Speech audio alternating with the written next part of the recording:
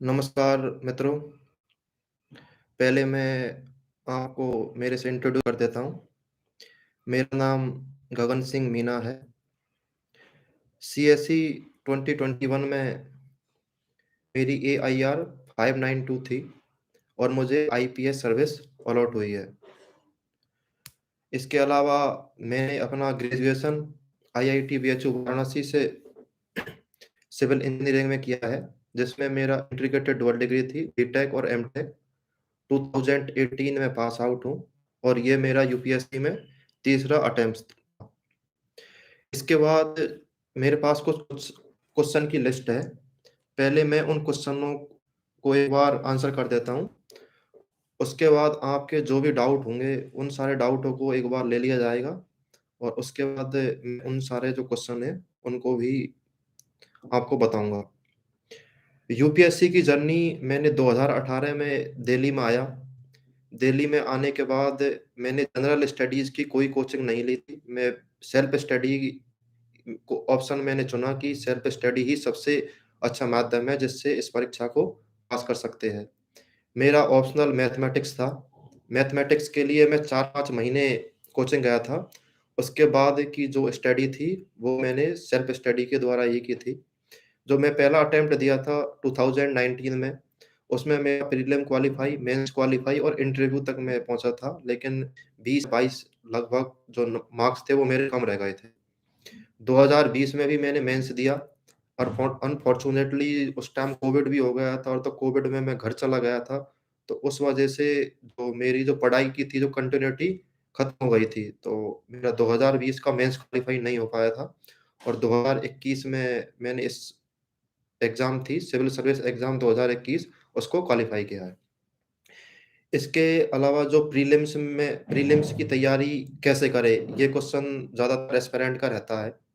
तो प्रीलिम्स की तैयारी में जो एक बुक लिस्ट होती है, वो लगभग सबकी सेम ही बुक लिस्ट होती है कि पॉलिटी के लिए लक्ष्मीकांत पढ़ना है, हिस्ट्री के लिए, मॉडर्न के लिए स्पेक्ट्रम पढ़ना है, आर्ट एंड कल्चर के लिए नितिन सिंघानिया पढ़ना है, इकोनॉमी के लिए मैंने जो मरनाल सर थे, उनके वीडियो देखे थे और उनके नोट्स पढ़े थे। ज्योग्राफी के लिए मैं एनसीईआरटी पढ़ा था, जो नई वाली एनसीईआरटी है उनको मैं पढ़ा था। इसके अलावा ज्योग्राफी में जो मरनाल सर का यूट्यूब चैनल है, उसके ऊपर एक आईआरएस मैम थी, तो उन्होंने कुछ वीडियो थे, उनके वो वीडियो देख के जो मेरे कॉन्सेप्ट थे वो लगभग क्लियर हो गए थे। जो जीएस के अलग-अलग पेपर है, जीएस 1, जीएस 2, जीएस 3 और जीएस 4, इनकी थोड़ी जो तैयारी होती है, प्रीलिम की तैयारी से थोड़ा हटके होती है। इसकी तैयारी में जैसे जीएस 1 में हमें जो हिस्ट्री है, हिस्ट्री में यहाँ पे वर्ल्ड हिस्ट्री ऐड हो जाती है, तो वर्ल्ड हिस्ट्री को आप उस तरीके से पढ़ें कि कितना उसका कॉस्ट बेनिफिट है। जैसे वर्ल्ड हिस्ट्री में से एक क्वेश्चन मैक्सिमम आता है, कभी-कभी वो क्वेश्चन भी नहीं रहता, जैसे इस बार की मेंस एग्ज़ाम में वर्ल्ड हिस्ट्री से कोई क्वेश्चन नहीं था। तो आप उसको उतना ही टाइम अलॉट करें जितना टाइम उसके लिए इम्पोर्टेंस है। जैसे मैं उसको रेगुलर नहीं पढ़ता था, जब एग्ज़ाम होती थी तो 1 या 2 दिन उसको वर्ल्ड हिस्ट्री को देख लिया। इसके बाद इसमें हिस्ट्री आती है, तो हिस्ट्री का हम पहले सिलेबस देखें कि यूपीएससी ने सिलेबस में कौन-कौन सी टर्म डिफाइन की हुई है।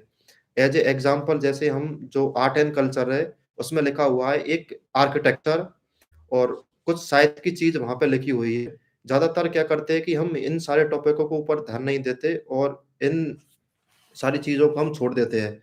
तो हमें ये ध्यान रखना चाहिए कि यूपीएससी ने सिलेबस में कौन-कौन सी टर्म डिफाइन की है। तो जो हमने प्रीलिम के लिए, हिस्ट्री के लिए पढ़ते हैं, वही हमें मेंस के लिए भी पढ़ना है। इसके अलावा जीएस 1 में जो एक सबसे इम्पोर्टेंट टॉपिक है, वो सोसाइटी का टॉपिक है। सोसाइटी में यूपीएससी ने जो सिलेबस में काफ़ी टर्म डिफाइन की हुई है, जैसे ग्लोबलाइज़ेशन है, रीजनलिज़्म है, वुमेन एम्पावरमेंट है, सोशल एम्पावरमेंट है। तो इस टाइप की जितनी भी टर्म दी हुई है, उन सारी टर्मों के हमारे पास डेफिनेशन हो और उनका शॉर्ट नोट्स होने चाहिए। जो सोसाइटी में एक सबसे इम्पोर्टेंट रहती है, हमें करंट की जो फैक्ट है या फिर करंट के कुछ एग्ज़ाम्पल है, उन एग्ज़ाम्पलों के साथ उनको वेरीफ़ाई करना। क्योंकि जो सोसाइटी का लगभग सबको ही पता होता है कि क्वेश्चन ज़्यादातर रिपीट भी होते हैं सोसाइटी के अंदर, लेकिन ज़्यादातर मार्क्स हम सोसाइटी में तभी मिल सकते हैं जब हमारी जो हमने मेंस एग्ज़ाम में लिखा है, वो करंट के साथ अपडेट हो, उसके अंदर फैक्ट हो, डेटा हो, कमेटी की रिपोर्ट्स हो। GS1 में ज्योग्राफी में हमने जो प्रीलिम्स के लिए पढ़ा था वही पढ़ना है। इसके अलावा जैसे इंडस्ट्री लोकेशन है, बर्ड हिस्ट्री है, रिसोर्स है, वाटर है, और जितने भी सारी जो इवेंट्स होते हैं, उन सारे इवेंट्स को भी हमको इसमें पढ़ना है। ऐसे ही GS2 के अंदर भी हमें पॉलिटी के लिए लक्ष्मीकांत पढ़ना है। इंटरनेशनल रिलेशन में ज़्यादातर जो क्वेश्चन होते हैं वो करंट बेस्ड क्वेश्चन होते हैं, इसलिए हम 1 साल के जो करंट अफेयर के जो मेन इवेंट हुए, अगर उनको हम पढ़ लेंगे, तो ये भी पेपर अच्छे से हो जाएगा। GS2 में अच्छे मार्क्स लेने के लिए हम जैसे सुप्रीम कोर्ट के आर्टिकल्स है, सुप्रीम कोर्ट के जजमेंट है, कॉन्स्टिट्यूशन के आर्टिकल है, या फिर कोई कमेटी है, गवर्नेंस में हम जैसे सेकंड ARC है, NCRWC है, इनकी सारी जो रिकमेंडेशन है, उन सारी रिकमेंडेशनों का यूज़ हमें करना चाहिए, क्योंकि इनसे जो मार्क्स है, वो और बढ़ने की ज़्यादा संभावना रहती है। GS3 का में काफ़ी सारे टॉपिक आ जाते हैं, जैसे इकोनॉमी है, तो इकोनॉमी में यूपीएससी ने सिलेबस में दिया हुआ, जैसे पीडीएस सिस्टम है, पब्लिक डिस्ट्रीब्यूशन है, फिर पीएफआई है, सब्सिडीज़ है, इन सब के ऊपर हमारे नोट्स होने चाहिए, क्योंकि ज़्यादातर गलती हम ये कर देते हैं कि हम पूरा सिलेबस पढ़ लेते हैं, 1 या 2 किताब पढ़ लेते हैं, लेकिन यूपीएससी ने कौन-कौन सी टर्म सिलेबस के अंदर डिफाइन की हुई है, उन सारी चीज़ों को हम छोड़ देते हैं। तो उनसे जो क्वेश्चन है वो डायरेक्ट क्वेश्चन आते हैं। जैसे इस बार क्वेश्चन पीडीएस का आ गया था, या फिर फार्मर है, ई-टेक्नोलॉजी है, ये सारी चीज़ होती है। इसमें एक सिक्योरिटी का टॉपिक है। सिक्योरिटी से लगभग 50 नंबर का मेंस एग्जाम में GS3 में पूछा जाता है। तो सीसॉट तो सिक्योरिटी का सिलेबस भी काफ़ी कम है। इसके साथ हमें सिक्योरिटी के जो मेन टर्म यूपीएससी ने सिलेबस में दी हुई है, उन सब के हम नोट्स बना लें, उन सबको हम करंट से अपडेट कर दें। और सिक्योरिटी में हम जैसे वैल्यू एडिशन के लिए हम भारत का मैप बना सकते हैं वहाँ पे, कि सिक्योरिटी में भारत की जो नॉर्थ ईस्ट है, उसके अलावा जम्मू कश्मीर वाला एरिया है, लेफ्ट विंग एक्सट्रीमिज़म है, या फिर हमारा जो सी सिक्योरिटी है, इन सब के साथ।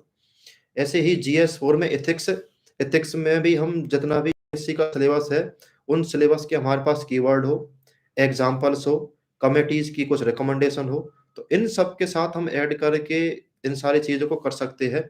जैसे अभी आंसर राइटिंग के बारे में मैं फिर से और थोड़ा डिटेल्स में और बताऊँगा।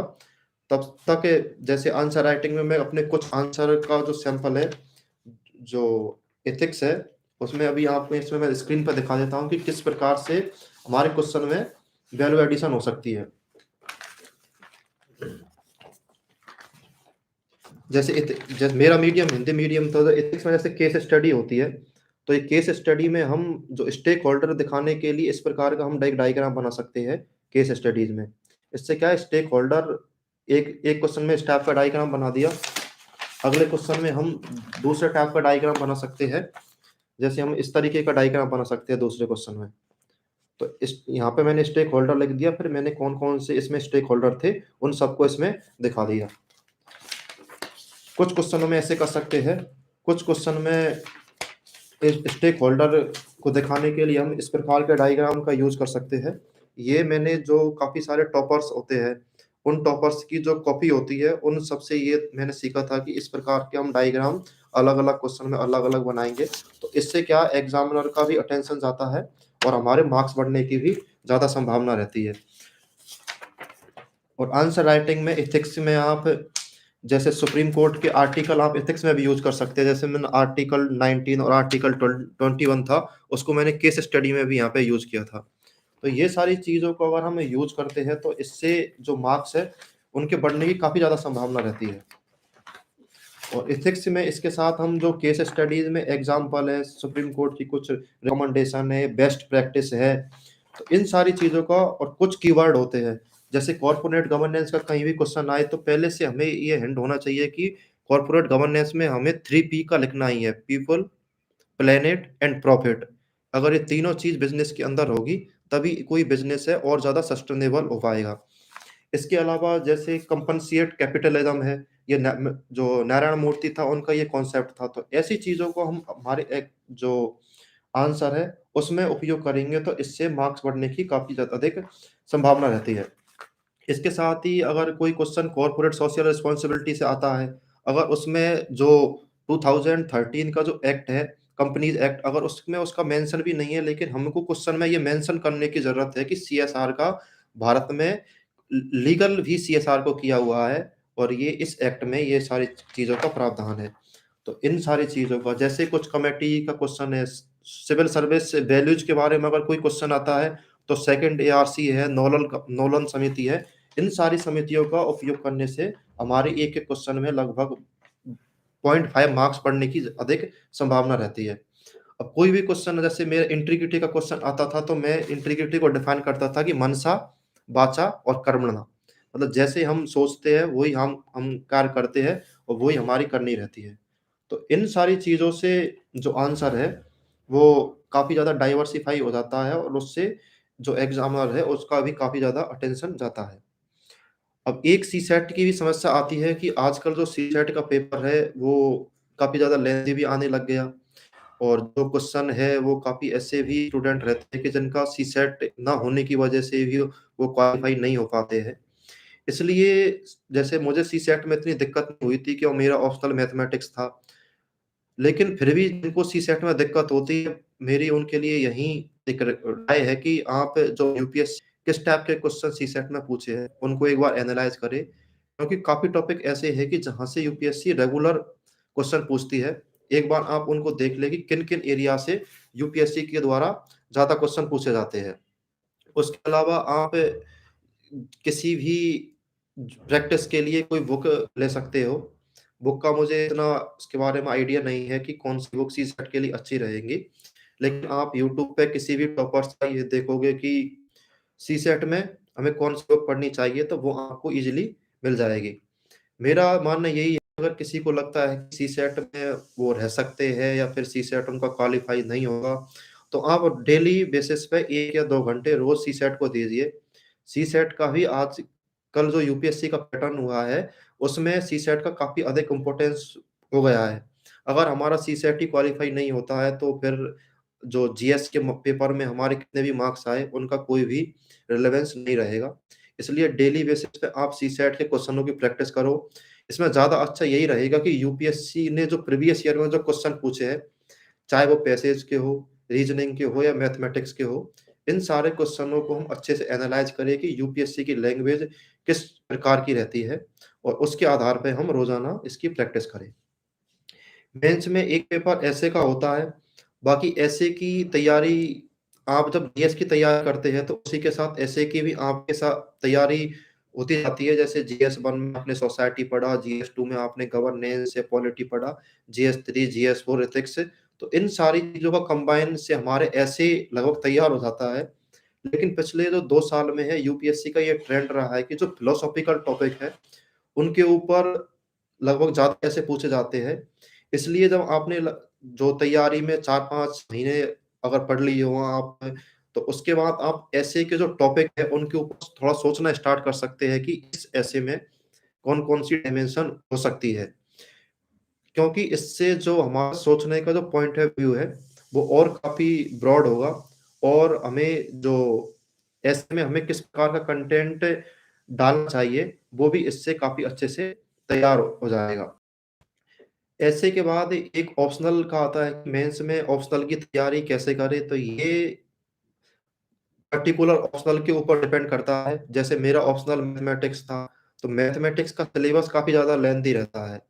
तो मैथमेटिक्स में ये रहती है कि इससे जो जीएस के पेपर है, उनके साथ हमें कंप्रोमाइज़ करना पड़ता है। जैसे मेरे केस में मेरा टू 2020 और जो 2019 था, उसमें मेरा ना होने का एक रीज़न ये भी था कि मैं मैथ में बहुत ज़्यादा टाइम देता था, तो उसकी वजह से मेरा जीएस से लगभग कंप्रोमाइज़ होता था। आप ऐसा ना करें, क्योंकि ऑप्शनल का भी उतना ही वेटेज लगभग रहता है। अगर ऑप्शनल में हमारे अच्छे मार्क्स हैं, तो हम अच्छे रैंक भी प्राप्त कर सकते हैं।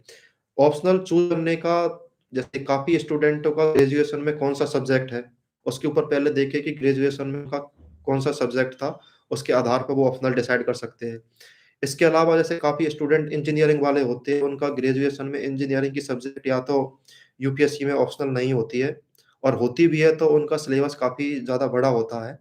इस केस में हम कुछ 15-20 दिन या लगभग 1 महीने हम 1 या 2 ऑप्शनलों को डिसाइड कर लें कि इन ऑप्शनल में से हमको किसी एक ऑप्शनल को लेना है, 3 ऑप्शनलों में से उनका प्रीवियस ईयर क्वेश्चन देख लें एक बार कि किस टाइप के यूपीएससी का पैटर्न है, कितना उनका सिलेबस है, तो उस आधार पे आप ऑप्शनल का चयन कर सकते हैं। बाकी ऑप्शनल में हमें ये क्राइटेरिया नहीं बनाना चाहिए कि अभी मार्केट में क्या ट्रेंड में है, किस सब्जेक्ट में अच्छे मार्क्स आ रहे हैं, किस सब्जेक्ट में खराब मार्क्स आ रहे हैं। क्योंकि सारे ऑप्शनलों में ही अच्छे मार्क्स भी आते हैं और सभी ऑप्शनलों में खराब मार्क्स भी आते हैं। इसलिए आपकी ज़्यादा रुचि किस ऑप्शनल में है, किस सब्जेक्ट में है, किस सब्जेक्ट को आप पढ़ना ज़्यादा पसंद करते हो, उसी सब्जेक्ट को आप ऑप्शनल लीजिए, तो आप ऑप्शनल की तैयारी काफ़ी अच्छे से कर सकते हैं। इंटरव्यू और जो पर्सनैलिटी टेस्ट है उसकी तैयारी कैसे करें, एक क्वेश्चन ये भी रहता है। इसमें बाकी यूपीएससी के लिए जो पर्सनैलिटी टेस्ट है उसकी तैयारी मेंस के बाद ही ज़्यादातर की जाती है। बाकी उससे पहले की हमारी कोई हॉबी नहीं है, द मैक्सिमम केस में काफ़ी लोगों की पर्टिकुलर हॉबी नहीं होती है।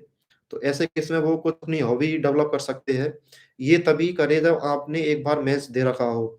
अगर आप प्रीलिम अभी तक प्रीलिम ही देने वाले या फिर एक बार भी आपका प्रीलिम भी नहीं हुआ है, तो आप इसमें ज़्यादा सोचने में अपना जो टाइम है, वो व्यर्थ ना करें कि हमारी कोई हॉबी नहीं है या फिर एक्स्ट्रा करिकुलम एक्टिविटी कुछ नहीं रही है।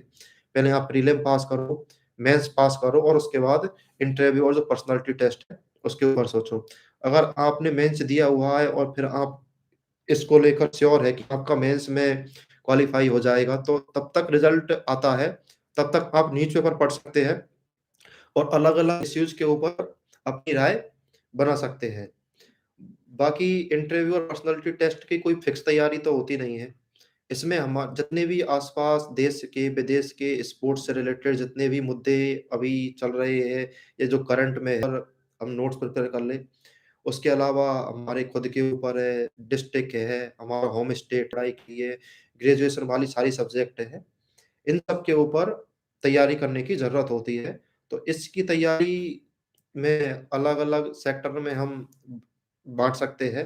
तो उसके लिए ज़रूरी है कि पहले हमारी मेंस क्वालीफाई हो और उसके बाद हमें पर्सनैलिटी की और इंटरव्यू की तैयारी करें, जो कि लगभग सारे केसों में हो जाती है।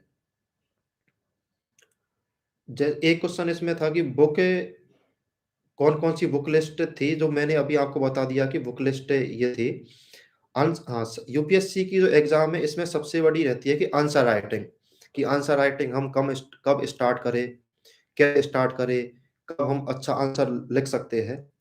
आंसर राइटिंग आप पहले दिन तो बिल्कुल भी स्टार्ट नहीं कर सकते कि आपने बिल्कुल तैयारी की है और आपने तैयारी की है, आपको लगभग 1 या 2 महीने हुए हैं। तो उस केस में आप जो आंसर राइटिंग है वो करना थोड़ा टफ रहता है, क्योंकि सीधा पढ़ के और उतारना या फिर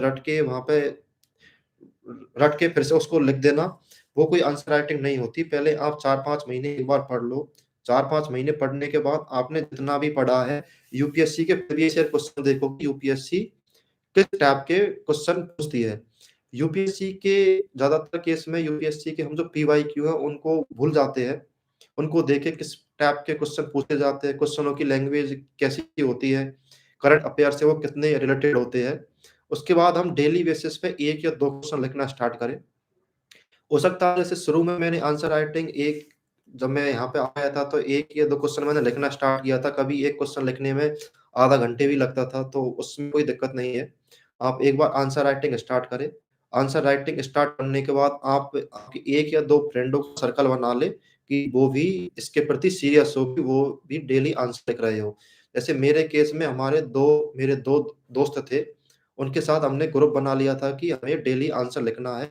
एक-दूसरे को हम पोस्ट करते थे, फिर उसमें क्या और वैल्यू एडिशन हो सकता है, क्या आंसर राइटिंग में और सुधार कर सकते हैं।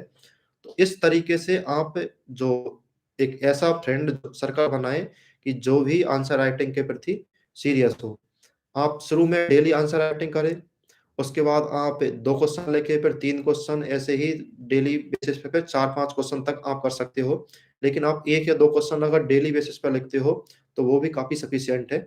उसके बाद आपका एक बार सिलेबस हो जाए एक सब्जेक्ट का, तो फिर आप यूपीएससी के जो पेपर है, उनका भी एक बार सॉल्यूशन कर लें। उनका सॉल्यूशन पढ़ने की बजाय उनको लिख के देखें कि वो किस टाइप से हम लिख सकते हैं और उसके अलावा उनका मॉडल आंसर देख लें कि हम इसमें क्या और सुधार कर सकते हैं। इसके अलावा किसी भी कोचिंग में हम टेस्ट सीरीज़ जॉइन कर सकते हैं और टेस्ट वहाँ पे जाके हम टेस्ट लिख लें फिर। इससे क्या जो 3 घंटे के अंदर जो हमारी राइटिंग प्रैक्टिस है, वो भी और अच्छे ढंग से हो जाती है। जो यूपीएससी की तैयारी में जैसे क्वेश्चन था प्रीवियस ईयर क्वेश्चन का कितना इम्पोर्टेंस रहता है। तो मैं मानता हूँ कि यूपीएससी की जो प्रिपरेशन में प्रीवियस ईयर के जो क्वेश्चन है उनका काफ़ी ज़्यादा इम्पोर्टेंस रहता है। उनका न केवल प्रीलिम में बल्कि जो मेंस एग्ज़ाम है उन दोनों में ही काफ़ी ज़्यादा इम्पोर्टेंस है। प्रीलिम में काफ़ी बार ऐसे होते हैं कि एक क्वेश्चन रिपीट होने लग जाते हैं। जैसे इस साल लगभग 2 या 3 क्वेश्चन ऐसे थे जो यूपीएससी ने 2 या 3 साल पहले पूछे हुए हैं। प्रीवियस ईयर क्वेश्चन का मतलब ये नहीं होता कि आपने क्वेश्चनों को पूरा रट लिया, फिर याद कर लिया। हमें क्वेश्चनों का ट्रेंड समझने की ज़रूरत है कि यूपीएससी किस प्रकार के प्रीवियस ईयर क्वेश्चन पूछती है। जैसे एग्ज़ाम्पल में हम देख सकते हैं कि काफ़ी सारी यूनाइटेड नेशन की बॉडीज़ है, जैसे ह्यूमन यूएनडीपी है, उसके द्वारा एचडीआई इंडेक्स निकाला जाता है। तो एचडीआई इंडेक्स के हमें जो क्या-क्या इसके प्रोविज़न है, इसमें क्या हमें पढ़ने की आवश्यकता है, तो ज़्यादातर केस में होता है कि इंडेक्स है, वो किस संस्था ने या किस बॉडी ने निकाला है, वो यूपीएससी के द्वारा क्वेश्चन पूछे जाते हैं। तो हम इस चीज़ों में अपना समय खराब ना करें कि इस इंडेक्स में कौन-कौन से और सारी चीज़ थी, कौन-कौन से कंपोनेंट थे। तो ये सारी चीज़ हमें क्वेश्चन पेपर पढ़ने के बाद ही समझ में आएगी कि यूपीएससी के पेपर को हम अच्छे से एनालाइज़ करेंगे तब। इसके अलावा जैसे पॉलिटी है, इकोनॉमी है, उसमें किस टाइप के क्वेश्चन पूछे जाते हैं। जैसे इकोनॉमी में ज़्यादातर क्वेश्चन करंट अफेयर्स होते हैं और उनको कॉन्सेप्ट से जोड़ा जाता है। काफ़ी बार ऐसे क्वेश्चन होते हैं कि जो पहले 2 या 3 साल पहले वो क्वेश्चन पूछा था और उसी का एक लेटेस्ट वर्ज़न फिर से वो क्वेश्चन पूछ लिया है। तो ये सारी चीज़ ऐसे होती है कि हमें प्रीवियस ईयर क्वेश्चन से मिल सकती है। इसके अलावा यूपीएससी के कुछ क्वेश्चनों की पूछने की जो लैंग्वेज रहती है, वो लैंग्वेज हमें प्रीवियस ईयर क्वेश्चनों से समझने में मिलती है। और जो मेंस एग्ज़ाम में जैसे सोसाइटी है, गवर्नेंस है, इंटरनल सिक्योरिटी है, ये सारे टॉपिक ऐसे हैं कि यहाँ पे हर 2 या 3 साल के बाद यूपीएससी के जो क्वेश्चन है, उन क्वेश्चनों का रिपीटिशन होता है। ऐसे हम देख सकते हैं कि पिछले कई बार सेल्फ हेल्प ग्रुप है, इनका क्वेश्चन काफ़ी बार पूछा हुआ है यूपीएससी ने। अगर हम प्रीवियस ईयर क्वेश्चन से देखें कि सेल्फ हेल्प ग्रुप का हर 1 या 2 साल के बाद क्वेश्चन पूछ रहे हैं, तो हम उसके ऊपर अच्छे से तैयार कर सकते हैं। जैसे last year self help group का क्वेश्चन आया था, तो उसमें हमें 10 जो सेल्फ हेल्प ग्रुप थे, उनके नाम लिख के आया था कि जैसे लिज्जत पापड़ है, कुदुमश्री है, जीविका है, आजीविका है, सेवा है। ये सारी चीज़ आप पहले से तैयार होंगी और इस टाइप के आप एग्ज़ाम्पल लिखोगे आंसर राइटिंग के अंदर, तो इससे मार्क्स मिलने की काफ़ी ज़्यादा संभावना रहती है। ऐसे ही एनजीओ के अंदर अगर कोई क्वेश्चन आता है, तो आप एनजीओ ने की क्या पॉज़िटिव है, क्या नेगेटिव है, वो तो आपको लिखना ही है, लेकिन कौन-सी एनजीओ ने अच्छा काम किया है, उसको एग्ज़ाम्पल में लिखो। कौन-सी एनजीओ ने अच्छा काम नहीं किया है या कंट्रोवर्सी में रही है, उसका भी आप एग्ज़ाम्पल लिखो। तो ये सारी चीज़ हमें यूपीएससी के जो पीवाईक्यू है, उनको देखने के बाद पता चलती है कि कुछ ऐसे टॉपिक है कि जहाँ से यूपीएससी फ्रीक्वेंटली ये क्वेश्चन पूछती है। प्रेशर ग्रुप हो, सोसाइटी के अंदर जैसे ग्लोबलाइज़ेशन है, इसके ऊपर हर 1 या 2 साल में क्वेश्चन पूछे जाते हैं। तो हम प्रीवियस ईयर क्वेश्चनों को पढ़ने की बजाय उनको एनालाइज़ करें कि कौन-कौन से सेक्टरों से ज़्यादा क्वेश्चन पूछे जाते हैं। तो उनके आधार पे अगर हम नोट्स तैयार करेंगे, तो फिर हमें जो हमारी एग्ज़ाम के अंदर जो डिलीवरी होगी, वो काफ़ी अच्छे से रहेंगी। और इसमें हम फिर ये कर सकते हैं कि कहाँ पे हमको वैल्यू एडिशन करना है। क्योंकि आंसर में कंटेंट से ज़्यादा इम्पोर्टेंट ये होता है कि आपके पॉइंट कैसे हैं, उन पॉइंटों में आप डेटा डालते हो, कमेंट्री डालते हो या फिर कोई रिपोर्ट डालते हो या फिर एग्ज़ाम्पल डालते हो। तो ये सारी चीज़ों से जो आंसर राइटिंग है, वो और अधिक अच्छी होती है। इसके अलावा जहाँ भी मैप का स्कोप है, आप वहाँ मैप बना दीजिए। जैसे ज्योग्राफी के लगभग सारे क्वेश्चनों में मैप का स्कोप रहता है। सोसाइटी के क्वेश्चनों में मैप का स्कोप रहता है। तो आप ये सारी चीज़ पहले से तैयार करके रखें कि इस पेपर के लिए मेरी किस प्रकार की रणनीति रहेगी। क्योंकि 2019 और 20 में मैं भी ये गलती कर रहा था कि यूपीएससी के सिलेबस के अकॉर्डिंग मैं पढ़ नहीं रहा था। तो 21 में मुझे पता चला कि यूपीएससी के जो अलग-अलग पेपर है उसके लिए अलग-अलग हमें रणनीति बनानी पड़ेगी, कि अगर क्वेश्चन मैं पहले ही सोच के गया था कि क्वेश्चन अगर ज्योग्राफी में आएगा या डिज़ास्टर मैनेजमेंट में आएगा, तो मुझे पक्का उसमें मैप बनाना है। क्वेश्चन अगर सोसाइटी का आएगा या फिर महिलाओं से रिलेटेड कोई क्वेश्चन आएगा, तो रिसेंट के जो एग्ज़ाम्पल्स है, कमिटीज़ है, इनका मुझे क्वेश्चन के अंदर डालना ही डालना है। अगर कोई क्वेश्चन कॉन्स्टिट्यूशन से रिलेटेड है, पॉलिटी का क्वेश्चन है, तो उसमें आर्टिकल कौन-सा है या फिर कोई सुप्रीम कोर्ट का जजमेंट है, तो ये सारी चीज़ हमें पहले से ही हम हमारी तैयार होनी चाहिए कि हमें इस प्रकार का कोई क्वेश्चन आएगा तो उसमें हमें ये तो पक्का लिखना ही लिखना है। जैसे मैं सोच के गया था कि अगर फेडरलिज़्म का कोई क्वेश्चन आएगा, तो उसके अंदर आर्टिकल 1 और पूंछी आयोग, सरकारी आयोग और एसआर बॉम्बई जजमेंट, ये तो क्वेश्चन के अंदर आना ही चाहिए। तो इस टाइप से आपको आंसर राइटिंग में ये सारी चीज़ आपकी वहाँ पे फिर मदद करेगी। और मैं ये भी बता दिया कि प्रीवियस ईयर क्वेश्चन को कैसे एनालाइज़ करना है। एनालाइज़ करने का जैसे आप क्वेश्चन पढ़ते हो, पढ़ने के बाद आपने आपने याद कर लिया कि ये क्वेश्चन पूछा है, इसका ये आंसर है। उससे आपको कोई बेनिफिट नहीं होगा। आपको एनालाइज़ ऐसे करना है कि यूपीएससी का ट्रेंड किस टाइप के क्वेश्चन का है। जैसे प्रीलिम की बात करें तो अभी जो रिसेंट की जो 1 या 2 तो 3 च 18 के बाद जो प्रीलिम हुई है, उनमें ज़्यादातर क्वेश्चन यूपीएससी के द्वारा या तो बेसिक क्वेश्चन पूछे जा रहे हैं या फिर जो कंटेम्परेरी इश्यू है, उनके ऊपर क्वेश्चन पूछे जा रहे हैं जो 1 या 2 साल से न्यूज़ में है। काफ़ी बार यूपीएससी कुछ क्वेश्चन है, उन क्वेश्चनों के मीनिंग के बारे में पूछती है। तो इन सारी चीज़ों को हम फिर एक बार पता होगा हमें, तो वो क्वेश्चन को हमें टिक करने में थोड़ी आसानी रहेगी। पी-वाई-क्यू के द्वारा हम ये भी जो एलिमिनेशन है, हमें ऑप्शन को किस प्रकार से एलिमिनेट करना है। तो इन सारी चीज़ भी हमें जो पी-वाई-क्यू है, वहीं से सीखने को मिलेगी कि अगर हमें एक ऑप्शन पता है, तो उसके बाद भी हम सही तक कैसे पहुँच सकते हैं। जैसे मैं जब एग्ज़ाम देने गया था, तो मैंने इसके ऊपर ज़्यादा काम किया था कि ऑप्शन में आपको कौन-सा 3 स्टेटमेंट दिए हुए हैं, उसमें आप ये मत ढूँढो कि कौन से सही है। उसमें पहले आप ये ढूँढने की कोशिश करो कि इसमें कौन-सा ऑप्शन गलत है। अगर आपको एक भी ऑप्शन उसमें पता चल गया कि ये 3 स्टेटमेंट थे, इसमें ये स्टेटमेंट गलत है, तो फिर 90% संभावना बन जाती है कि आप उस क्वेश्चन को सही कर सकते हो।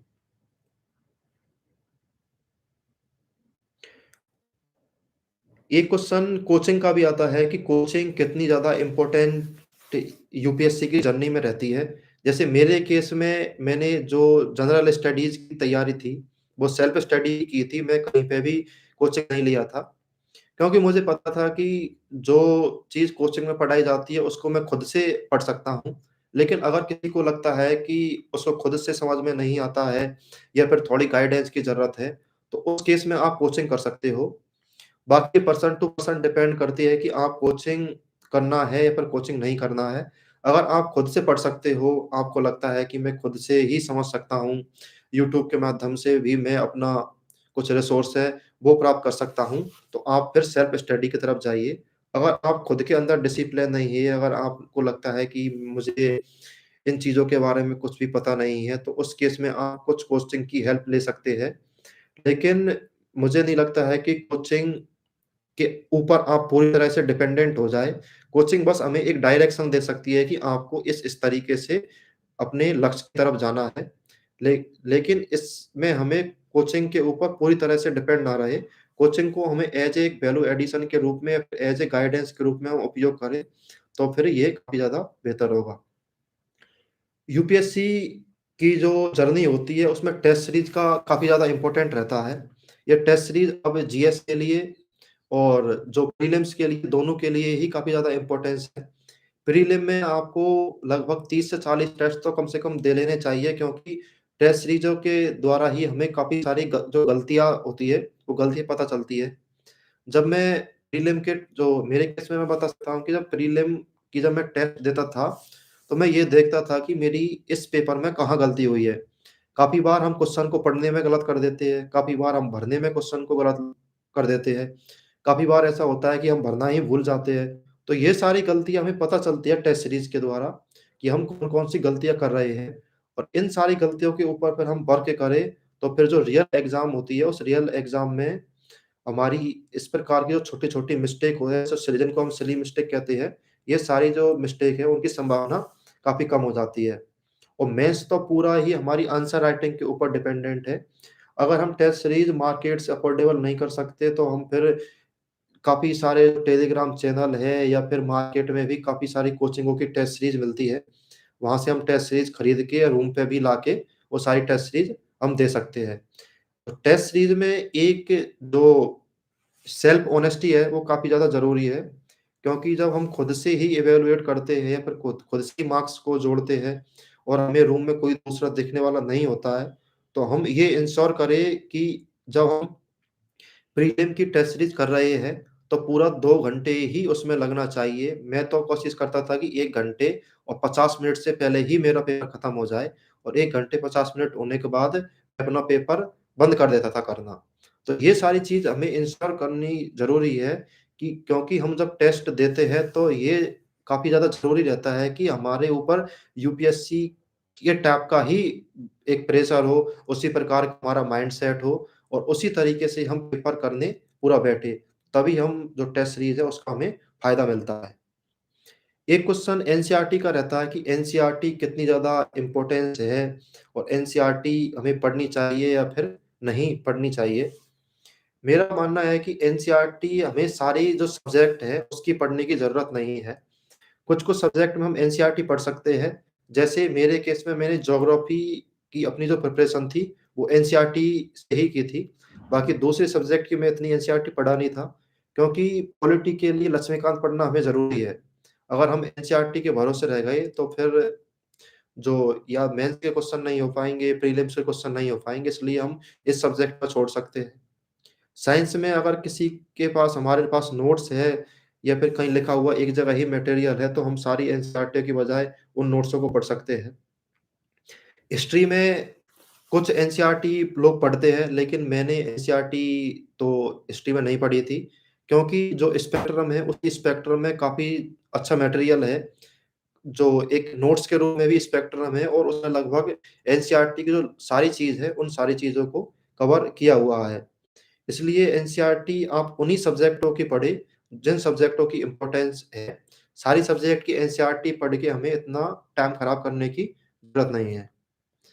अब एनसीईआरटी नई पढ़े या फिर पुरानी पढ़े, तो रियली में मुझे तो नई में और पुरानी में वैसे कोई अंतर पता नहीं है कि नई अच्छी है, पर पुरानी अच्छी है। लेकिन जो मैंने ज्योग्राफी के लिए एनसीईआरटी पढ़ी थी, वो नई एनसीईआरटी पढ़ी थी। काफ़ी लोग पुरानी एनसीईआरटी भी पढ़ने की बोलते हैं। आप एक बार देख सकती हो कि कौन-सी इसमें से अच्छी है, लेकिन मुझे लगता है कि नई वाली ही इसमें उसमें भी काफ़ी अच्छे से कंटेंट दिया हुआ है। इस एग्ज़ाम की तैयारी में करंट अफ़ेयर हम कैसे तैयार करें, कितने दिन का करंट अफ़ेयर पढ़ें, ये भी एक क्वेश्चन ज़्यादातर एस्पिरेंट के मन में रहता ही है। करंट अफ़ेयर जैसे मैं डेली बेसिस पे न्यूज़पेपर नहीं पढ़ पाता था कि रेगुलर मेरे से न्यूज़पेपर मैं पढूँ, उसके बाद उसके नोट्स बना लूँ। तो बस न्यूज़पेपर को इतना देखता था कि इसमें कौन-कौन सी न्यूज़ है, आर्टिकल वहाँ पे किस टाइप के लिखे हुए हैं और इनको एग्ज़ाम में हम कैसे यूज़ कर सकते हैं। करंट अफ़ेयर में आप किसी भी एक मैगज़ीन को फ़ॉलो कर सकते हैं। जैसे मैंने विज़न आईएएस की जो मंथली मैगज़ीन आती है, उस मैगज़ीन को मैंने फ़ॉलो किया था और मेंस के टाइम पे मैं 365 और जो पीटी के टाइम पे पीटी 365 इनका मैंने अपनी एग्ज़ाम की तैयारी में यूज़ किया था। बाकी करंट अफ़ेयर लगभग आजकल कंटेम्परेरी इश्यू के रूप में 2 साल तक की पूछने लग गए हैं। लेकिन हम 1 साल की अगर अच्छे से तैयार कर लें, तो वही फिर काफ़ी हो जाती है। करंट अफ़ेयर के लिए हम डेली बेसिस पे न्यूज़पेपर पढ़ें और न्यूज़पेपर पढ़ने के बाद हम न्यूज़पेपर में ये देखें कि ये एग्ज़ाम के सिलेबस के किस पॉइंट से है। अभी न्यूज़पेपर पढ़ने का कुछ महत्व रहता है। कि हम अगर न्यूज़पेपर द हिंदू हो, इंडियन एक्सप्रेस हो या फिर हिंदी मीडियम में दैनिक जागरण हो, अगर हम इन न्यूज़पेपर को खोल के एक बार बैठ गए, तो फिर 2 या 3 घंटे भी इसमें लग सकते हैं। इसलिए हमें यूपीएससी का जो सिलेबस है, वो सिलेबस पता होना चाहिए। प्रीवियस ईयर क्वेश्चन के बारे में हमको आइडिया होना चाहिए कि प्रीवियस ईयर क्वेश्चन कैसे पूछे जाते हैं। तभी हम उस न्यूज़पेपर में से एग्ज़ाम के लिए कौन-सी चीज़ काम आ सकती है, उसको हम तभी उसमें फाइंड कर सकते हैं। अगर हमें ये पता होगा कि यूपीएससी के सिलेबस में ये टॉपिक दिया हुआ है, यूपीएससी ने इस टॉपिक में इस टाइप के क्वेश्चन पूछे हुए हैं। जैसे एग्ज़ाम्पल में हम देख सकते हैं कल सीओपी 27 हुई थी, तो उसमें कौन सीओपी जितनी भी होती है, ये यूपीएससी का फेवरेट टॉपिक होता है एनवायरनमेंट में। तो इस चीज़ की क्या आउटकम निकले थे, कौन-कौन से वहाँ पे जो ट्रीटी थी वो साइन हुई थी, कौन-कौन से देश उसमें भागीदार थे। तो इन सारी चीज़ यूपीएससी लगातार इन सब चीज़ों के ऊपर क्वेश्चन पूछती है। तो इन चीज़ों को फिर हम अच्छे से पढ़ सकते हैं। बाकी नोट्स बनाना पर्सन टू पर्सन डिपेंड करता है कि न्यूज़पेपर के हम नोट्स बनाएँ या फिर नहीं बनाएँ। मैंने तो ऐसे नोट्स नहीं बनाए थे, लेकिन एक काम ज़रूर मैंने न्यूज़पेपर से किया था कि मैं डेली बेसिस पे कुछ एग्ज़ाम्पल और कुछ डेटा वो नोट कर लेता था। मान लो कि आज कोई इस टाइप की न्यूज़ आई है कि उसमें करप्शन से रिलेटेड है या फिर कोई सिविल सर्वेंट ने काफ़ी अच्छा काम किया है, तो उसको आप नोट क कर लो, अपनी एक छोटी नोटबुक हो, उसमें उसको नोट कर लो कि ये सिविल सर्वेंट था, इसने ये अच्छा काम किया था। तो उसको आप as a input value addition अपनी जो आंसर राइटिंग है, उसमें वो हेल्पफुल हो सकता है। काफ़ी सारे डेटा भी न्यूज़पेपर में आते हैं, तो उन सारे डेटा को आप नोट कर सकते हो। काफ़ी सारी कमेटी सरकार के द्वारा बनाई जाती है। सरकार की स्कीम है, उन स्कीमों के ऊपर काफ़ी क्वेश्चन आते हैं। तो इन सारी चीज़ों को छोटी-छोटी चीज़ में नोट कर लेता था। बाकी पूरा नोट्स मैंने कभी न्यूज़पेपर से नहीं बनाए थे। कि कौन-सा न्यूज़पेपर फ़ॉलो करें, ये फिर आप अपने हिसाब से देख सकते हैं कि द हिंदू है, इंडियन एक्सप्रेस है, दोनों ही को ही अच्छा बताते हैं। बाकी मैंने द हिंदू कभी पढ़ा नहीं था। इंडियन एक्सप्रेस में इंटरव्यू के टाइम पे पढ़ता था, इंडियन एक्सप्रेस। रेगुलर बेसिस पे तो मैं कोई सा भी न्यूज़पेपर लगातार फ़ॉलो नहीं कर पाया था। बाकी हिंदी मीडियम में दैनिक जागरण और जो जनसत्ता है, वो दोनों न्यूज़पेपर ठीक है, उनके आर्टिकल्स है और लगभग सारी न्यूज़ उन दोनों न्यूज़पेपरों में कवर हो जाती है। काफ़ी स्टूडेंट ये भी पूछते हैं कि मैगज़ीन जैसे योजना, कुरुक्षेत्र इसमें पढ़नी चाहिए तो इनको कैसे पढ़ना चाहिए? शुरू में जब मैं भी तैयारी किया था तो मेरे से भी मैं भी काफ़ी जो टॉपर्स है या फिर काफ़ी फ्रेंड्स हैं, उन्होंने भी मेरे से बोला था कि योजना, कुरुक्षेत्र ये हमें पढ़ लेनी चाहिए। मैं भी फिर मार्केट से खरीद के लेके आया और मैगज़ीन पढ़ने लगा। लेकिन मुझे लगता है कि जब हमारा सिलेबस पहले ही पूरा कंप्लीट नहीं है, यूपीएससी ने जितने टॉपिक दिए हुए हैं, वो हमारे तैयार नहीं हैं और उससे पहले हम ये सारी मैगज़ीन है, इनको पढ़ने में अपना टाइम खराब करें, तो ये फिर टाइम यूज़लेस है, ऐसा मैं मानता हूँ।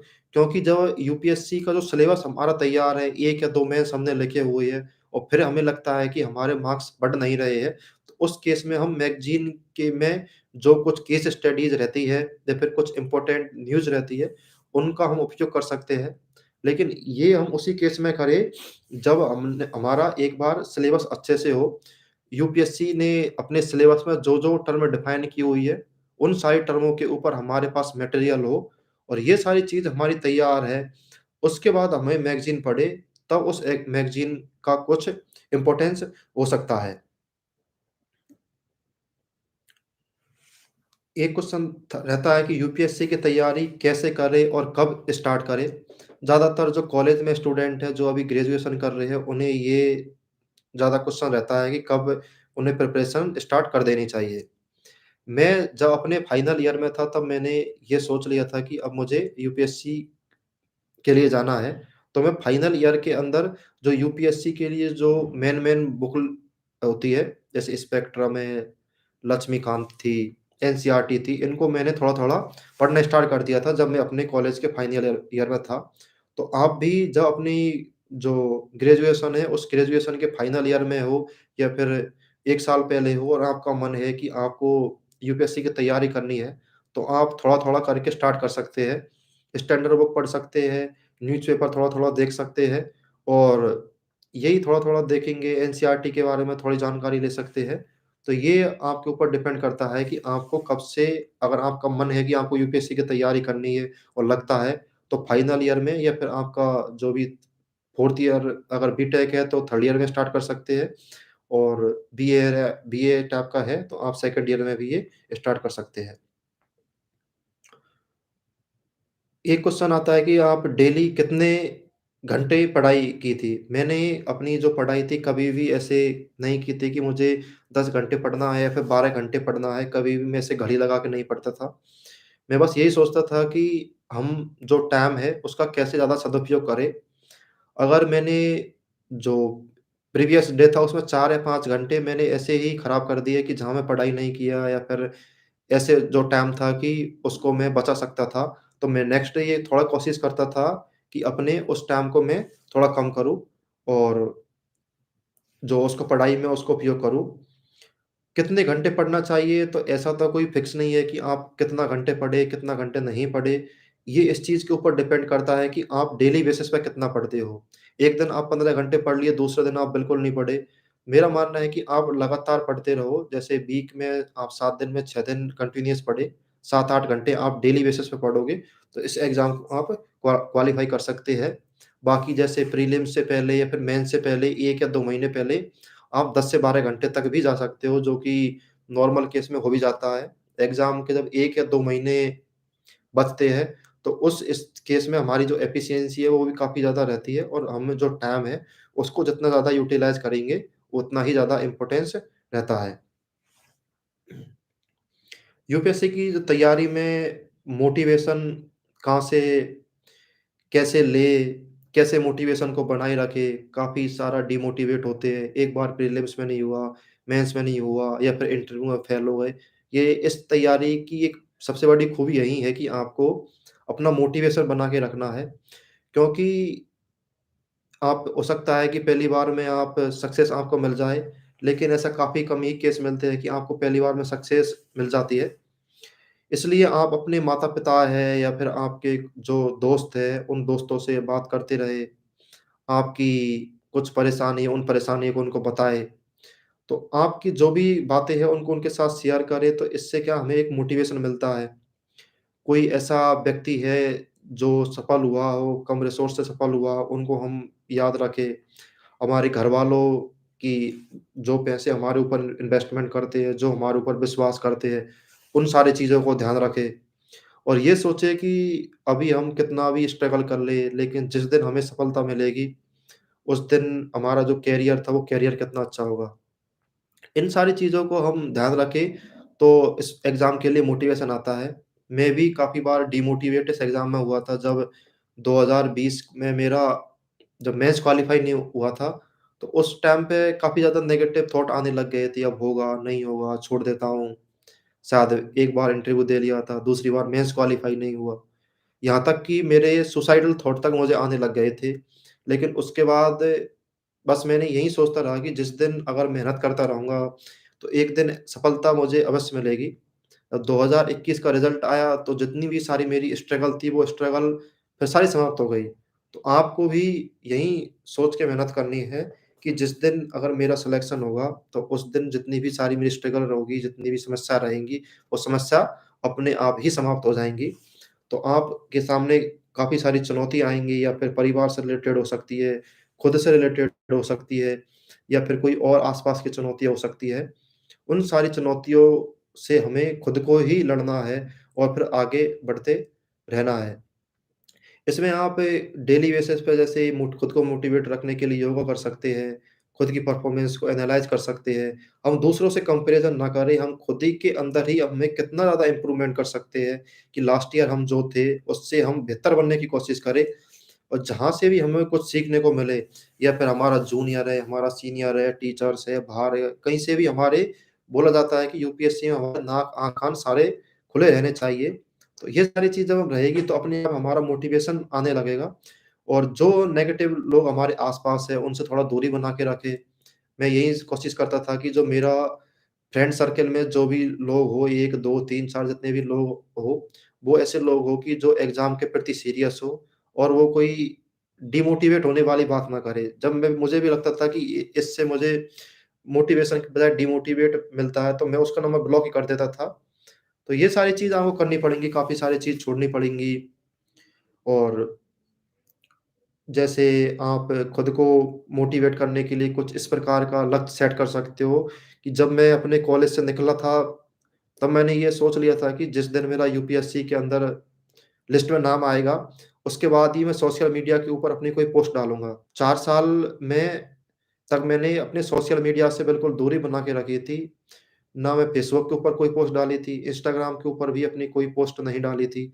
तो ये सारा कमिटमेंट आप ले सकते हो, तो इससे आपको जो मोटिवेशन भी मिलता है कि यार मुझे अपना सिलेक्शन लेना है, और सिलेक्शन लेने के बाद अपने सिलेक्शन की जो खुशखबरी है, वो मैं सोशल मीडिया पे अपने दोस्तों के साथ, परिवार वालों के साथ वो सारी चीज़ शेयर करूँगा।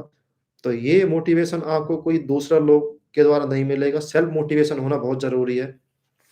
आप दूसरे लोगों से, यूट्यूब से, या फिर कहीं जो टॉपर्स है, या फिर जो दूसरे लोग हैं, उनसे आप मोटिवेट 1 या 2 दिन के लिए मोटिवेट हो सकते हैं। लेकिन जब हमारे अंदर सेल्फ मोटिवेशन होगा, हमारे अंदर ये होगा कि यूपीएससी में सिलेक्शन होने के बाद हम क्या बनेंगे, तो उस टाइप का मोटिवेशन हमारे अंदर होगा। ये मोटिवेशन होगा कि जब हमारे घरवाले हमारे नाम से जाने जाएँगे, तो ये सारे मोटिवेशन ऐसे होते हैं कि ये हमें इस एग्ज़ाम में जो सारे स्ट्रगल है, उनसे आगे बढ़ने के लिए हमें मदद करते हैं। ज़्यादातर एक क्वेश्चन रहता है कि सोशल मीडिया का यूज़ हम कैसे करें? मेरा तो मानना ये है कि आप सोशल मीडिया से थोड़ी दूरी बना के रखें, वही थोड़ा ज़्यादा बेनिफिशियल होगा, क्योंकि सोशल मीडिया में आजकल 1-2 घंटे या 3 घंटे कैसे निकल गए, ये भी पता नहीं चलता है। लेकिन आप अगर सोशल मीडिया पे है, तो आप इसका अच्छे से यूज़ कर सकते हैं। जैसे गवर्नमेंट की वेबसाइट है, उनको आपने फ़ॉलो कर लिया और उनके नोटिफ़िकेशन आपने ऑन ऑन कर लिए।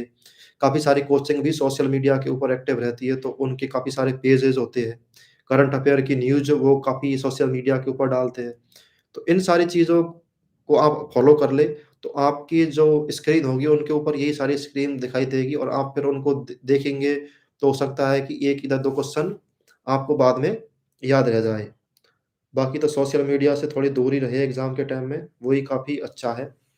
तैयारी ऑनलाइन करनी चाहिए, ऑफ़लाइन करनी चाहिए, डिपेंड करता है कि हम अगर कोचिंग ऑनलाइन लेते हैं, तो ऑनलाइन भी ठीक है, अगर किसी को लगता है कि ऑफ़लाइन करनी चाहिए, तो ऑफ़लाइन भी कर सकता है। लेकिन मैं मानता हूँ कि इसमें हमें ऑनलाइन और ऑफ़लाइन दोनों का ही कॉम्बिनेशन होना चाहिए। कुछ ऐसी चीज़ जैसे यूट्यूब पे अगर हमें कुछ चीज़ समझ में नहीं आ रही, तो उन चीज़ों को हमने सर्च कर लिया, तो वो हमने ऑनलाइन पढ़ ली। बाकी जो कुछ बुक होती है या फिर करंट अफ़ेयर की मैगज़ीन है, उनको हम ऑफ़लाइन पढ़ें तो थोड़ा अच्छा रहता है, क्योंकि ऑनलाइन में जो काफ़ी सारी चीज़ है, उनसे डिस्ट्रैक्शन होने की काफ़ी ज़्यादा संभावना रहती है। इसलिए आप हमारी जो तैयारी है, वो हाइब्रिड मोड में रहने दें कि हम ऑनलाइन भी कुछ-कुछ पढ़ लें और ऑफ़लाइन भी पढ़ लें। तैयारी के लिए दिल्ली आना ज़रूरी है या फिर नहीं है, ऐसा तो कुछ नहीं है कि दिल्ली में आके आपको सारी चीज़ मिल जाएँगी। अगर आप घर रह के भी अच्छे से तैयारी कर सकते हो, आपके पास घर पे अच्छा पढ़ाई का एनवायरनमेंट है, तो आप घर भी तैयारी कर सकते हो। क्योंकि इंटरनेट के ज़माने में आजकल जो सारी चीज़ है, देश के किसी भी कोने में उपलब्ध है। अगर आप कोचिंग करना चाहते हो, तो कोचिंग भी आजकल ऑनलाइन उपलब्ध कराई जाती है। कोई भी आप सब्जेक्ट का स्टडी मटेरियल भी घर तक कोरियर हो जाता है। इसलिए ये हमारे एनवायरनमेंट के ऊपर डिपेंड करता है कि आस-पास का हमारा एनवायरनमेंट कैसा है। अगर घर में एनवायरनमेंट अच्छा है, घर पे अच्छे से पढ़ाई हो सकती है, तो वो तो सबसे अच्छा है, क्योंकि वहाँ खाना भी मिलेगा, घरवालों के साथ हम सारी बात अच्छे से भी रह पाएँगे।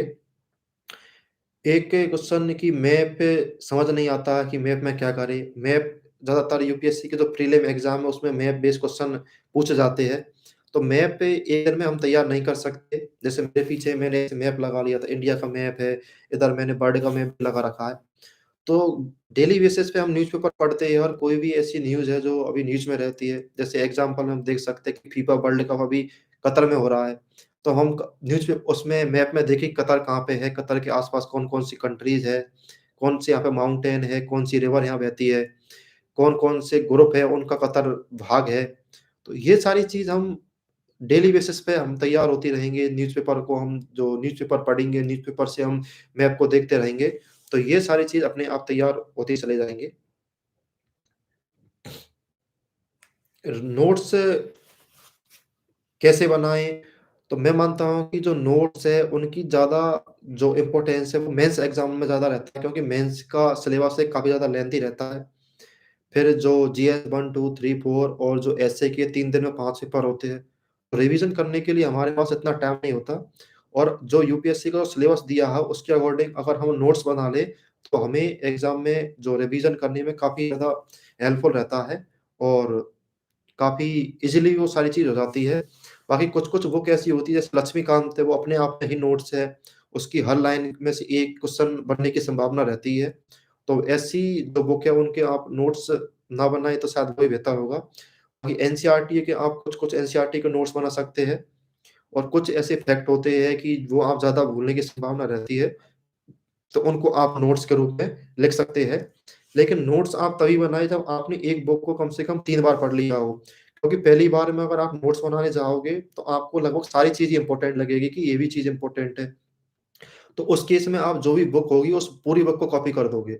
तो फिर वो नोट्स कहाँ हुआ, वो तो जो बुक थी, उसी बुक का एक कॉपी पेस्ट टाइप का वर्ज़न हुआ। इसलिए आपने कोई बुक 3 या 4 बार पढ़ ली, उसके बाद आपको कुछ टर्म ऐसे लगते हैं कि ये मुझे कम याद रहता है या फिर इसको मैं बार-बार भूल जाता हूँ। तो उनके आप फिर नोट्स बना सकते हैं, तो वो नोट्स काफ़ी शॉर्ट भी होंगे और काफ़ी ज़्यादा हेल्पफुल भी होंगे। रिवीज़न तो इस एग्ज़ाम में काफ़ी ज़्यादा ज़रूरी होता है, क्योंकि आप कितना पढ़ते हो ये ज़्यादा ज़रूरी नहीं है, इससे ज़्यादा ज़रूरी ये है कि आप एक बुक को कितनी बार पढ़ते हो।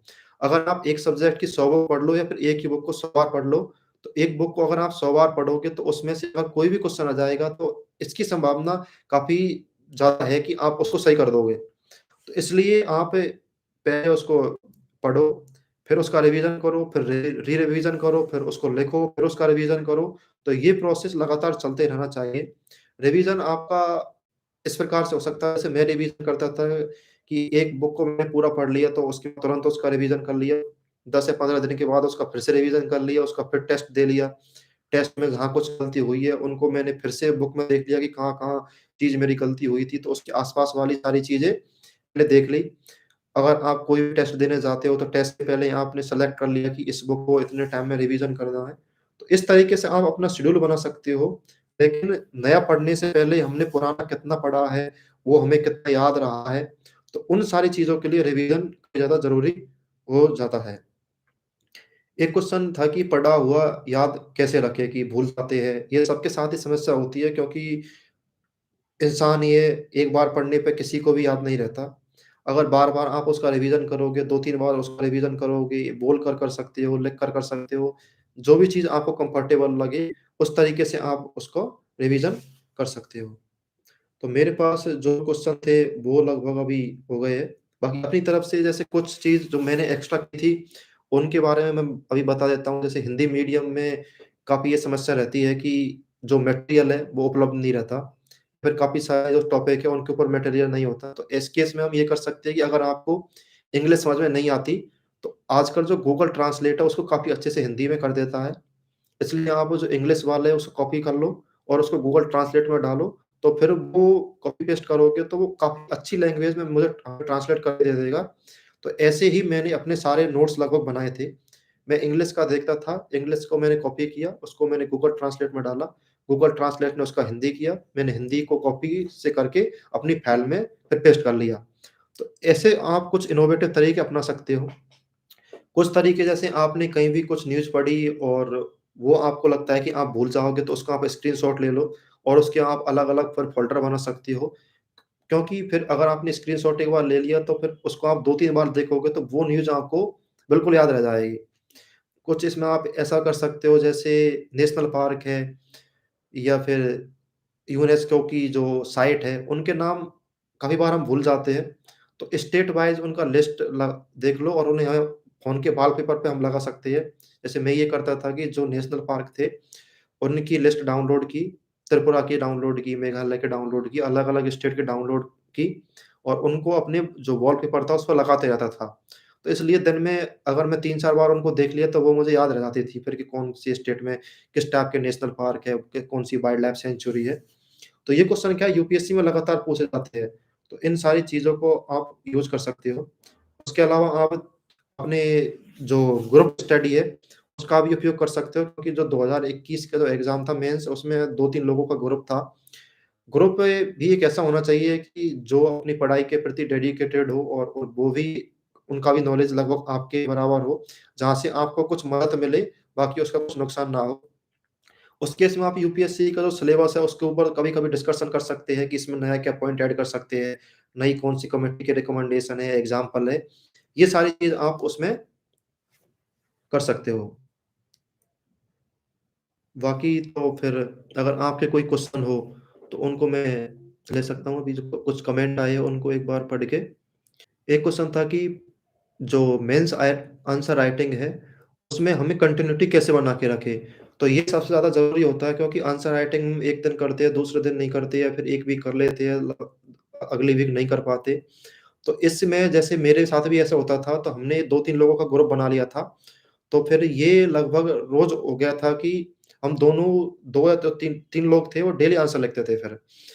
फिर एक तरीके से वो हमारी रिस्पॉन्सिबिलिटी बन गई थी यार, अगर मैं आज आंसर लिख के नहीं लेके गया लिखा और उसने आंसर लिखा है, तो फिर एक तरीके से बेइज्जती टाइप की फ़ील होती थी कि उस उन्होंने आंसर लिख लिया, मैंने आंसर नहीं लिखा। तो इस प्रकार से आप भी कुछ कर सकते हो कि जिससे कि जो डेली आंसर राइटिंग की प्रैक्टिस है, वो आपकी लगातार बना बनी रहे।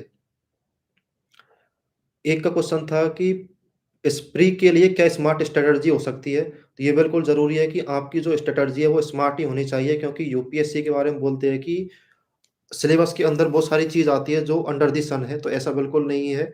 यूपीएससी की जो कुछ-कुछ बुक है, उन्हीं बुकों को आपको पढ़ना है, बार-बार उनको पढ़ना है। यूपीएससी का आप सिलेबस देखें, यूपीएससी के पीवाईक्यू देखें, तो इन सारी चीज़ों को आप देख के अगर आपकी तैयारी करोगे तो जो एग्ज़ाम है उसको क्वालीफ़ाई करना काफ़ी ज़्यादा आसान हो जाता है। जैसे मेरे केस में ऐसा हुआ था कि मैं पहले इन चीज़ों को इतना इम्पोर्टेंस नहीं देता था। पीवाईक्यू है, यूपीएससी ने किस टाइप के क्वेश्चन पूछे हैं, कि यूपीएससी क्या पूछती है। बस ये था कि आप बुक पढ़ते चले जाओ, बुक पढ़ते चले जाओ। आपने एक बुक को खत्म कर दिया, फिर पता चला कि इस बुक का कोई इतना ज़्यादा इम्पोर्टेंस नहीं था। तो आप यूपीएससी किस टाइप के क्वेश्चन पूछ रही है, तो उनके ऊपर आप फ़ोकस करें। मेरा टेलीग्राम पे अभी मैंने अपना टेलीग्राम चैनल नहीं बनाया है, अगर बनाऊँगा तो मैं फिर आपको इंस्टाग्राम पे शेयर कर दूँगा। मेरा इंस्टाग्राम अकाउंट है, उसको आप वो कर सकते हो फ़ॉलो। गगन गगन सिंह मीणा के नाम से आप सर्च करोगे तो वो फिर मेरा ही आएगा।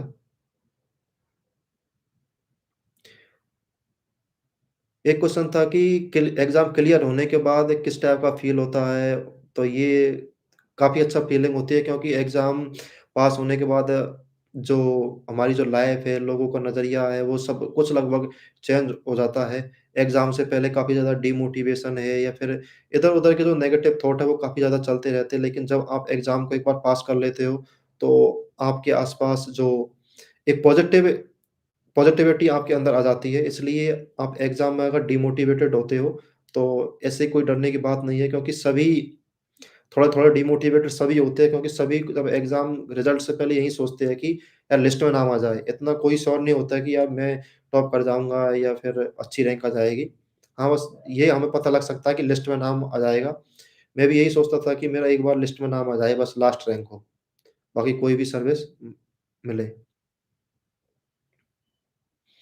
हिंदी मीडियम के लिए कौन-सा न्यूज़पेपर पढ़ना चाहिए? जैसे हिंदी मीडियम में आप दैनिक जागरण है या फिर जो जनसत्ता है, ये दोनों न्यूज़पेपर अच्छे हैं। इन दोनों को आप एक-एक बार पढ़ के देख लीजिए। इन दोनों में से आपको जिस भी न्यूज़पेपर की लैंग्वेज थोड़ी अच्छी लगे, उसको आप पढ़ सकते हो। सीसैट की स्ट्रैटेजी में बता ही दिया था कि सीसैट की एक तो मेरी इतनी समस्या नहीं थी, बाकी आप सीसैट में यूपीएससी के जो पीवाईक्यू हैं उनको देखें, किस प्रकार का ट्रेंड अभी जो प्रीवियस ईयर क्वेश्चन है उनमें चल रहा है, उनको आप देखें और फिर उसके आधार पे आप पढ़ाई करें। बाकी सीसैट को बिल्कुल भी हल्के में ना लें, क्योंकि काफ़ी सारे मेरे जो फ्रेंड हैं कि उनके जनरल स्टडीज़ में 110-120 मार्क्स आ रहे थे, लेकिन वो सीसैट की वजह से ही उनका जो प्रीलिम एग्ज़ामिनेशन है वो क्वालीफाई नहीं हो पाया था। एनसीईआरटी कौन-सी बुक पढ़नी चाहिए, तो मैं ये बता दिया था कि कौन-कौन सी बुक मैं एनसीईआरटी पढ़ा था, बाकी इसमें सबकी अलग-अलग राय होती है। काफ़ी सारे टॉपर्स हैं, वो सारी एनसीईआरटी लगभग पढ़ते हैं, लेकिन मुझे लगता है कि सारी एनसीईआरटी पढ़ने की ज़रूरत नहीं है। हम कुछ सेलेक्टिव एनसीईआरटी पढ़ सकते हैं, जिनका कि एग्ज़ाम में ज़्यादा इम्पोर्टेंस हो। ऑप्शनल की तैयारी कैसे करें? तो ये हर ऑप्शनल के ऊपर डिपेंड करता है कि आपके ऑप्शनल का सिलेबस कितना बड़ा है। लेकिन इन जनरल देखिए तो ऑप्शनल में आप जो हमारा सिलेबस है, पहले वो सिलेबस तैयार करें। सिलेबस के साथ-साथ हम पे यूपीएससी के जो प्रीवियस ईयर क्वेश्चन है ऑप्शनल के, उनको भी देखते रहें, क्योंकि हर 2 या 3 साल के बाद जो ऑप्शनल में जो क्वेश्चन है, उनके रिपीट होने की काफ़ी अधिक संभावना रहती है। इसलिए हमारा ज़्यादा ध्यान यही होना चाहिए कि ऑप्शनल में हम जो प्रीवियस ईयर क्वेश्चन है, वो प्रीवियस ईयर क्वेश्चन तो काफ़ी अच्छे से होने चाहिए और 1-2 बार उनको पढ़ने से नहीं, बल्कि उनको हम एज़ ए प्रैक्टिस के रूप में लिख कर उनकी प्रैक्टिस करें। हिंदी मीडियम में मैथमेटिक्स का ऑप्शनल नहीं होता। हाँ, ये बिल्कुल सही है। आप जैसे मेरे केस में था कि मैंने जनरल स्टडीज़ की जो पेपर थे, वो हिंदी मीडियम में लिखे थे और जो ऑप्शनल का पेपर था, वो मैंने इंग्लिश में लिखा था। यूपीएससी अभी हमें ऐसा ऑप्शन देती है कि हमें जनरल स्टडीज़ को हिंदी मीडियम में लिख सकते हैं और जो ऑप्शनल है उसको दूसरे मीडियम में लिख सकते हैं। जैसे मैंने अपना ऑप्शनल मीडियम इंग्लिश में लिखा था। तो ये अभी ये ऑप्शन अवेलेबल है, पहले ऐसे ऑप्शन अवेलेबल नहीं थे कि अब आप आपके जनरल स्टडीज़ और ऑप्शनल के लिए अलग-अलग मीडियम रख सकते हो।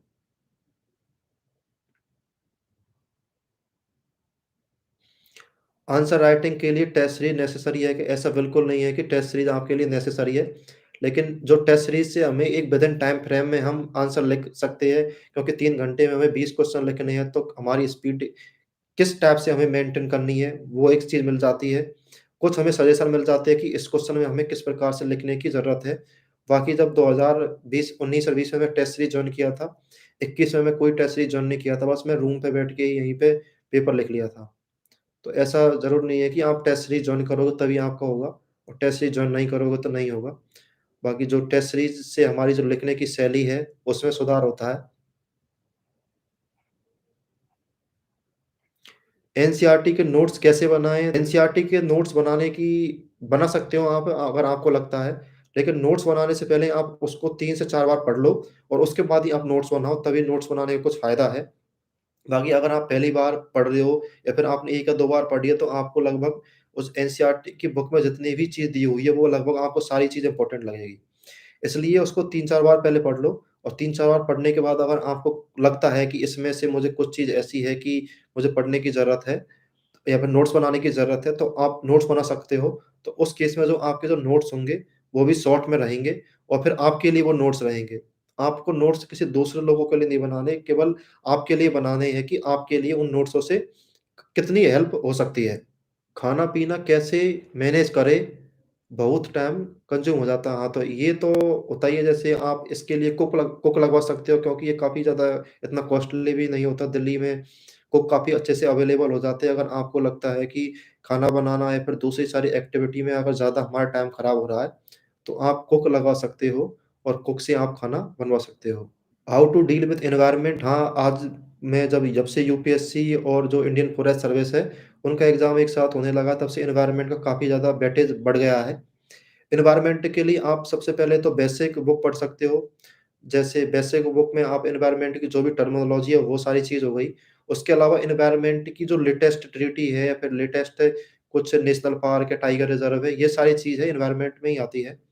तो इन सारी चीज़ों से आप अपडेट रहो। तो इसमें बस एनवायरनमेंट को डील करने का यही एक तरीका है कि आप पहले जो बेसिक टर्मिनोलॉजी एनवायरनमेंट की, उनके बारे में आपको पता हो और उसके अलावा आप उन सारी चीज़ों को करंट से अपडेट कर दें। एक किसी ने पूछा था कि 6 से 12 तक की एनसीईआरटी पढ़ना ज़रूरी है क्या? जैसे ज्योग्राफी में मैं 6 से 12 तक की एनसीईआरटी पढ़ा था, लेकिन अगर हम 11वीं और 12वीं की एनसीईआरटी अगर अच्छे से पढ़ लेते हैं, तो वो काफ़ी ज़्यादा है। अगर हमें लगता है कि 11वीं और 12वीं की हमें समझ में नहीं आ रही, तो फिर हम 9वीं और 10वीं की पढ़ सकते हैं। लेकिन 6 से और 6, 7, 8 की इतना पढ़ने की कोई ज़रूरत नहीं है, क्योंकि उनमें काफ़ी बेसिक रहता है और वो बेसिक बाद में 9th, 10th और 11th, 12th में फिर से रिपीट हो जाता है। इसलिए हमें 6 से 12 तक पूरी पढ़ने की ज़रूरत नहीं है। 11वीं, 12वीं की काफ़ी ज़्यादा सफिशिएंट है। और ये भी सारे सब्जेक्ट में पढ़ने की ज़रूरत नहीं है कि सारे सब्जेक्ट में हम 6 से 12 पढ़ने लग गए, तो फिर हमारे पास मटेरियल ही इतना हो जाएगा पढ़ने के लिए, तो फिर क्या पढ़े, क्या छोड़े, उस टाइप की समस्या हो जाएगी। इसलिए अगर आपको एनसीईआरटी पढ़नी भी है किसी सब्जेक्ट की, तो आप 11वीं 12वीं तक ही अपने को सीमित कर लीजिए। आर्ट एंड कल्चर को कैसे कवर करें? नितिन संघानिया बुक पढ़ना मैंडेटरी है। ऐसा तो कुछ मैंडेटरी नहीं है, लेकिन नितिन संघानिया बुक काफ़ी ज़्यादा बड़ी होती है, काफ़ी ज़्यादा मोटी भी वो बुक है, काफ़ी सारे पेज हैं, लेकिन पूरी बुक पढ़ने की ज़रूरत नहीं है। आप यूपीएससी के प्रीवियस ईयर क्वेश्चन देखोगे, तो उसमें एक आर्ट एंड आर्किटेक्चर से क्वेश्चन पूछते हैं, पेंटिंग से पूछते हैं और जो रिलीजियस है, इनसे क्वेश्चन पूछते हैं। तो इसलिए जो नितिन संघानिया बुक है, उसको पूरी मत पढ़ो। उसमें से जो कुछ-कुछ सेलेक्टेड टॉपिक है हम पढ़ेंगे, तो ये नितिन संघानिया बुक हमारे लिए काफ़ी ज़्यादा बेनिफिशियल हो सकती है। जो आर्ट एंड कल्चर है, उसमें एक चीज़ हम ये कर सकते हैं कि अगर किसी भी चीज़ आर्ट या आर्किटेक्चर को हम पढ़ते हैं, तो उसको हम गूगल पे एक बार सर्च करके देख लें कि वो दिखता कैसी है। कोई पेंटिंग के बारे में पढ़ रहे हैं या फिर कोई आर्किटेक्चर है, टेम्पल है, इन सब के बारे में अगर पढ़ रहे हैं, तो उसका वो एक बार हम पिक्चर देख लेंगे, तो वो माइंड में ज़्यादा याद रहती है।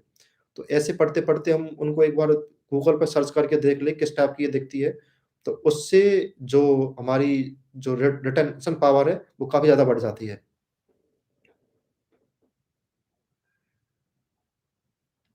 ज्योग्राफ़ी के इम्पोर्टेंट टॉपिक बाकी ज्योग्राफ़ी में ऐसे कोई इम्पोर्टेंट टॉपिक नहीं है, जो मेंस के लिए तो यूपीएससी ने जो सिलेबस में दिया हुआ है, वो उसको अच्छे से तैयार कर लो।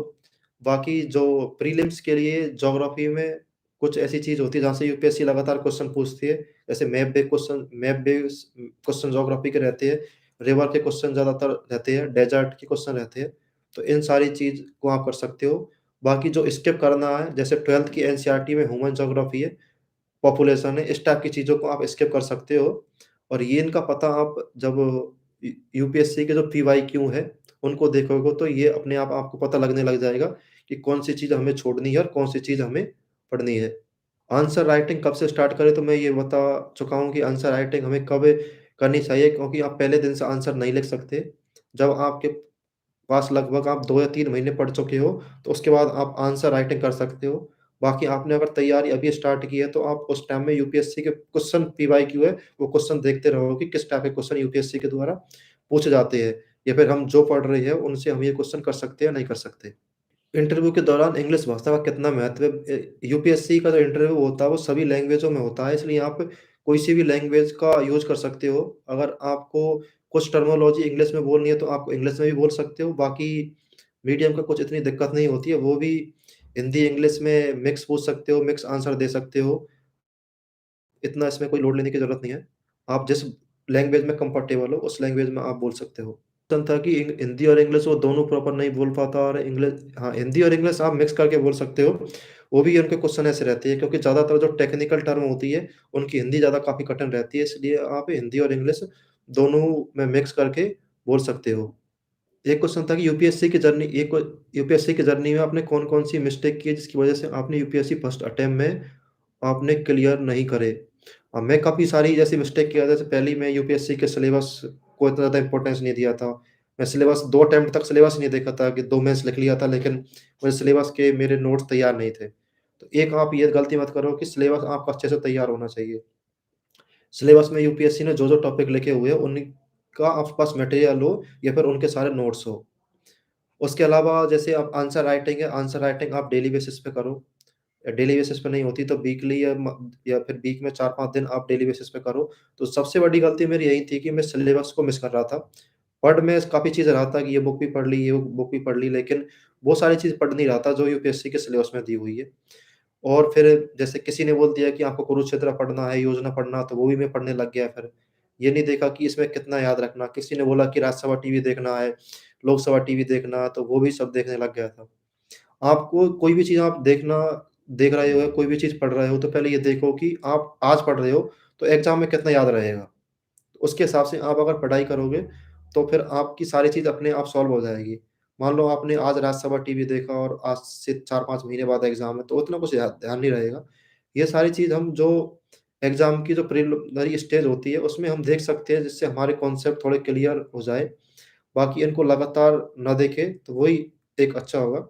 बस ये हम ध्यान रखें कि हम जो पढ़ रहे हैं, वो एग्ज़ाम में काम का है या फिर नहीं है। तो कॉस्ट बेनिफिट के आधार पे हम करें, तो एग्ज़ाम को पहले अटेम्प्ट में भी पास कर सकते हैं।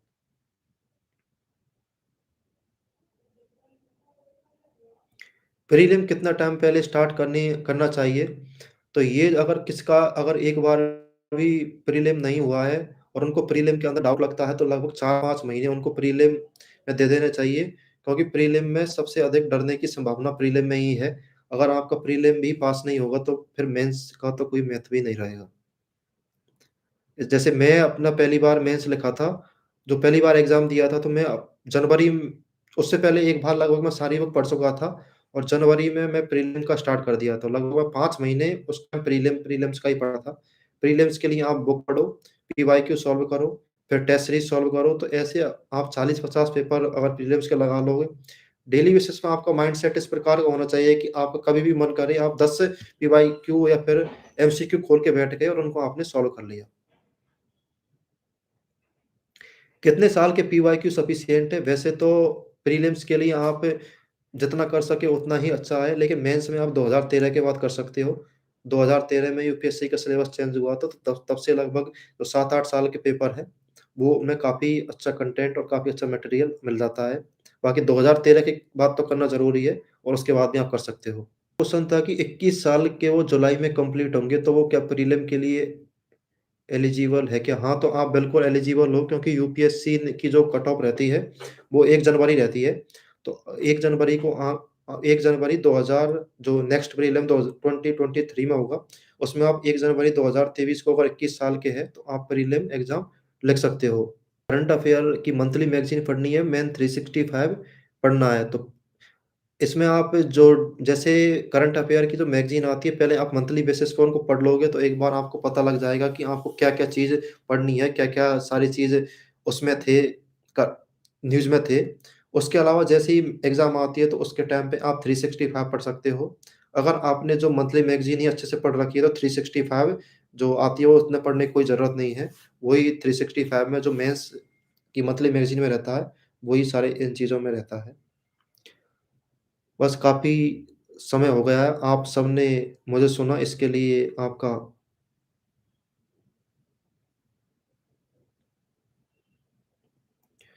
बहुत-बहुत धन्यवाद। इसी के साथ ही जो यूपीएससी टाइम्स है, उसका भी बहुत-बहुत शुक्रिया कि उन्होंने मुझे ये प्लेटफ़ॉर्म प्रदान किया कि मैं आप सबसे इंटरेक्शन कर सकूँ। इसके अलावा अगर आपके कुछ भी इस प्रकार की क्वेरी हो, तो आप मुझे अपने मेरे इंस्टाग्राम चैनल या फिर मुझे फ़ेसबुक पे आप मैसेज कर सकते हो। तो मैं कोशिश करूँगा कि आपके जो सारे क्वेश्चन हैं, उनका जवाब अच्छे से दे सकूँ।